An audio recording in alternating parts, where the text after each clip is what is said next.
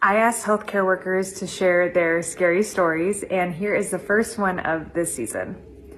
It goes, "Hey Becca, I have a scary story I want to share. I worked as a CNA at a hospital, and one of my jobs was to help get the room set up for new admits. I would always fold the gown and socks and place them on the edge of the bed, amongst other things, to get the room ready for the new patient. One night shift, I walked past one of the assigned rooms, and there were socks and a gown on the foot of the bed, the same way I usually folded them. I asked the nurse assigned to the room if we were getting a new admit, and she said there was not a new admit that she knew of. I asked her who put the socks there, and she said that she thought I was the one who put them there. So I cleaned up the socks and put them back. An hour later, I come back and the socks and gown are in the same place, the same way that I fold them. I proceeded to ask the nurse again why the gown and socks were in the room, but I was met with the same response of she didn't know. This time, I leave them on the bed, thinking maybe the charge nurse put them there. About 30 minutes later, I check to see if the new patient has arrived, and I see that the socks are inside out, like they had been taken off on the floor, and the gown is hanging up on one of the hooks. I asked the nurse if the patient was in that room, and she said that she hadn't gotten any word of any new admits, and she doesn't know why the gown and socks are in there. I'm getting freaked out at this point, and I go ask the charge nurse if she has any information on a new admit in that room. She looked surprised and asked how I knew about the patient. I told her someone had placed socks and a gown in that room. She then told me that wasn't possible because we were supposed to be getting a new post-surgical placement. So that's a patient who had just gotten surgery and then would be going on her floor. We were supposed to be getting a new post-surgical placement, but the patient ended up not making it through the surgery. The charge nurse said she hadn't told anyone to set up a room because she kept getting calls that the patient would most likely be going to ICU instead of our floor. What really freaked me out was the time of death correlated with the time the gown was hung up and the socks were on the floor. Happy spooky season, you guys. Do something with it. It's just money coming to me easily. Money coming in and needing me. Money coming in repeatedly. Money coming, it's just money coming. It's just money coming to me frequently. Money coming in to be with me. Money coming in secretly. Money coming, it's just money coming. It's just money coming to me always. Money coming in all day. Money coming in all paid. Money coming, it's just money coming. It's just money coming to me frequently. Money coming in to be with me. Money coming in secretly. Money coming, this is money coming. It's just money coming to me easily. Money coming in and needing me. Money coming in repeatedly. Money coming, this is money. Hey everyone, and welcome back to another episode of our 31 Days of Halloween. I hope you're enjoying it so far. So today we are going to be talking about healthcare workers, nurses, techs, CNAs, and their stories. And I work in that field. I still work. I used to be a tech. I used to be a CNA. I've been through it all, and we deal with death on a regular basis, so this is normal for us, but we have seen so many things, and I think healthcare workers have the absolute best stories, and today I'm going to share a few with you. Not only am I going to share a few of them with you, but I will be showing you one of my stories when I used to work in a nursing home. Oh, that was a lot of fun. But I'm going to go ahead and let you listen to the stories, and I'll see you at the end for my story. Stay tuned. Bye. Hey, when you see me on your For You page, you already know what it is. I got another story. So this one takes place after COVID, like 2020, 2021. It's got to be 2020 because I hadn't had my daughter yet. But again, working for the CNA agency that I talked about working for before, they had sent me to this new facility that I had never been to. This night I was doing 3 to 11. I had learned my lesson about that 11 to 7, baby. I learned to leave that where that's at. But I get there at 3, I'm doing my rounds, I'm taking care of everybody like I'm supposed to be taking care of them. I'm getting ready for dinner. I think dinner was around 6. And then pretty much after 6, they told me that the shift was pretty much easy after that because everybody went to bed and they would sleep.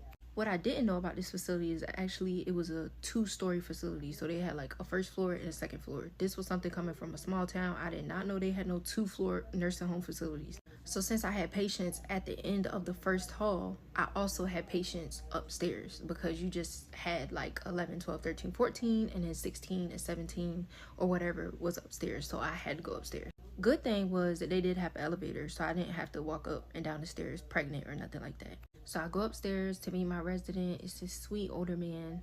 We talk for a little bit. Everything's good. I told him if he needs anything, hit his call light, and I would be right upstairs to check on him and make sure that he's okay. He told me that he was fine, to turn off the lights, and he was going to go to bed. This resident was in like room 7.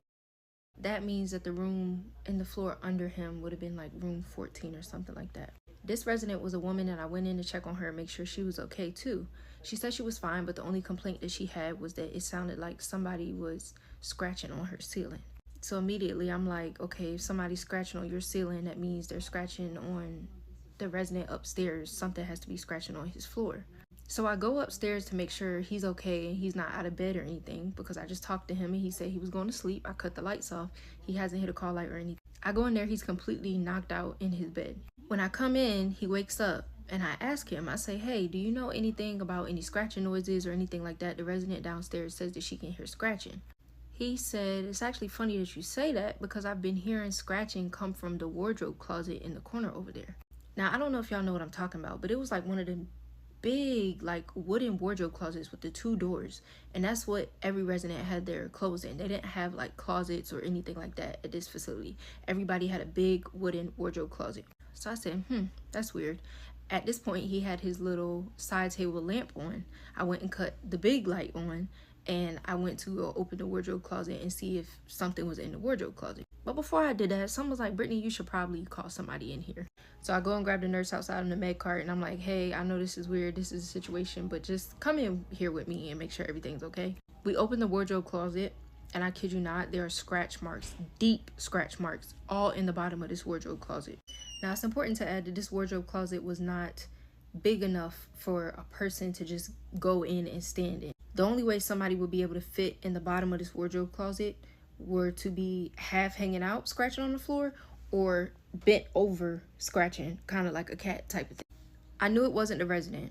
The resident was bedbound for the most part. He is not getting out of that bed. So who is scratching this wardrobe closet? Okay, we go downstairs, we call security, we get them to check the hallway cameras. Nobody is in the camera or on the camera coming down the hall going into his room. He's not leaving his room. Again, he's bedbound. He's not getting out of that bed. But those claw marks were not anything that a human could have done. Even if they did have long fingers, those were like cat claw marks, like cat, dog, some type of animal claw marks. So we get downstairs and we get back to the nursing station after we checked in with security, and security is left. Where the nursing station is, there's an elevator. That is the same elevator I just took to go upstairs. That is the only elevator to get upstairs, the only way to get upstairs. We're sitting here talking about the situation that just happened, me and this nurse Jackie, and we're watching the elevator go from 2nd floor to 1st floor to the bottom level of which was under the 1st floor, the garage or something like that. Open, close, and do it all over again. So this door is acting or opening like somebody's on the elevator pushing a button and somebody's walking off the elevator. Didn't do this the whole night until we went upstairs to investigate the scratching noise. And y'all know what I did. I switched the patient and switched the facility. Get somebody else to do it.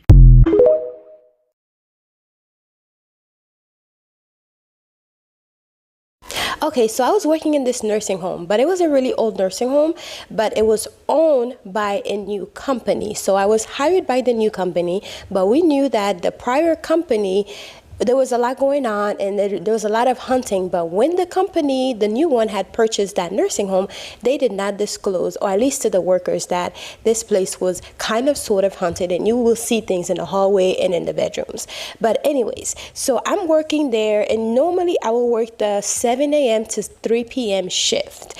And I will work in a memory care lockdown unit. So those are already creepy in their self. But I had this really, really cute patient that I loved him. He was the best. So he was very contracted. So his body was very contracted. So he was in a wheelchair, but he would do everything. Literally, he would go and have breakfast at, what's it called? What's the name of that one breakfast place that you go and it's like a membership. He had this membership, and he will go have breakfast. Sometimes he will even invite us to go with him, and sometimes he will offer to pay for us. But sometimes they will have someone assigned to him to go. But because he used to go when he was up, doing things, he also had his memory. Everything else did not work, like from the neck down, but his memory worked. So sometimes I'll go with him, and sometimes they will just assign me to be with him to, escort him to go to the place. It's Breakfast Club. He will go to this thing called the Breakfast Club. It's like a thing for him, and he go and meet his friends and all that. But anyway, so this particular day, for a week, I'd say for about 5 days, I was off. I took PDOs, paid time off, and I went on vacation. Anyways, so I was gone for 5 days, and when I came back, I ended up working an evening shift because one of my coworkers worked my shift for me because I wasn't able to come to work on time because I was traveling. I drove. So when I came back, my coworker did the morning shift for me, and I naturally did her night shift, which is from 3 to 11. So then I'm like, okay, well, I went to work for her, but that particular day I hadn't seen my patient, right? I hadn't seen him. He wasn't really my patient, but he was everyone's patient. But he was one of my friends. So while I was gone for 5 days, I did not realize. Anyway, so let me tell you. So I started working. Normally after like 7 p.m., you'll get all the patients together, after they have their dinner, then you're going to help them get ready for bed. So I was getting all my patients ready for bed. I had one hallway that belonged to me with about 10 patients. So I'm getting all my patients ready. And mind you, when I came back, I hadn't seen my patient. But I'm thinking, because sometimes he will go and interact with the other patients outside. But sometimes, because he had his mind, sometimes he just said that he didn't want to deal with them because some of them had dementia, some of them didn't, but he liked to be in his own space. So I'm thinking when I came back that day, because I usually deal with patients in the morning, which is when they're more active, but in the afternoon, when you work afternoon, they're more like ready to go to bed, they're more tired and da-da-da. So I'm thinking, oh, he's in his room. So, eventually I'm going to be able to deal with him. Not deal with him, but, help him to bed and da-da-da when I'm getting ready to put the other patients to bed. So I didn't bother going into his room to go see what he was doing and how he was doing. So I decided, okay, I'm going to see him whenever I start putting all the patients to bed. So I'm dressing all the patients to go to bed. I'm in room 3, 4, 5, 6, 7, and then I got to his room. But in the rooms, there's always 2 patients. So there's 2 beds. When you walk into the room, there's 2 beds. There's like a little sheet. There's like one of those little things that you pull that separates the bed, basically, right? So I helped the first patient, but as soon as I walk into the room, I went to say hello to my friend because he's one of my favorite patient there, right? He was one of my favorite patients there. So I went and I said hello to him. He was in bed watching TV, blah, blah, blah. I saw him watching TV in bed. He was watching the news. I remember it like it was yesterday. He's watching the news. I said hello to him. He said, oh, how was your trip? Blah, blah, blah. I said it was great. And then I went and I did the first person. And then I went back. I helped him to bed. He told me exactly what to do, grab this and grab that, because he's in the bed. So I'm basically just helping him, get himself together so he can be ready to go to bed. So I finished, and then I went into my next room, but as I'm coming out of the hallway, I see one of the techs that also work in the same unit as me, and I was like, hey, I need some help with the next patient, which is in the next room. So then I'm talking to her, and I'm like talking to her about what me and the patient, because, when you're getting the patient ready and you have, little conversation, I'm telling him about my vacation, he's telling me about how things are going, and I'm telling the tech that it was so nice to see Mr. So-and-so. The lady looked at me like there was no blood in her face. Like she looked like she was literally white, like pale like a ghost. She was a white lady, pale like a ghost. I'm shocked. I'm like, why do you look like that? What's going on? She said, did you say Mr. So-and-so in room blah, blah, blah, blah? I said, yeah. Why? What's up? She's looking, then she starts stepping back away from me, like she's moving away from me as if I did something. I'm like, what's going on? But because when you work in medical field, everything is so important. Like there are things that you just cannot say, there are things that you cannot do, da da da. So I'm thinking I did something wrong, or I made a mistake or something. So I'm like, what's going on? Why do you look like that? Why are you making that face? She said, Mr. So-and-so died over the weekend. Girl, I literally almost shit myself. I said, what do you mean he died over the weekend? He's on the bed. I just talked to him. He's watching the news. I just changed him so he can get ready for his to go to bed. And we had a whole conversation. She said, not with Mr. So-and-so. That bed is empty. They haven't put a new patient in that room yet or in that bed yet, but he passed away about 3 or 2 days ago. But it was over the weekend, right before I came. I said, no. So I grabbed her. I'm like, come, you have to go see. He's in the room. What do you mean? We got to the room. The bed was empty.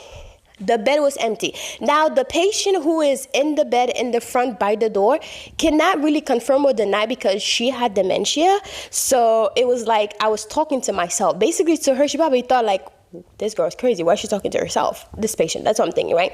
But when we got into the room, that bed was completely made. It was nicely fixed. There was nobody on the bed. Till this day, I still think about like, who the heck was I talking to? And why was I hearing a response? And why was he communicating with me as if my patient that I knew and loved and spent a lot of time with was there? That's crazy. Until this day, I cannot explain exactly what happened or who I saw or what I saw or who I spoke with. Till this day, I'm still like blown away about this. But I also have seen things before that other people cannot see, so it makes sense that I would see him, but it was crazy. And also, he used to be in the military. So he would tell me all his crazy stories about the military. I loved him so much. Anyways, guys, I'll talk to you guys later. Let me know if you've ever had any experiences or if you are a healthcare worker and you have heard or seen things or even have one of your random rooms in the hospital or a nursing home where you work where the call bell will go off by itself even though it's an empty room. Let me know. I'll talk to you guys later. Bye.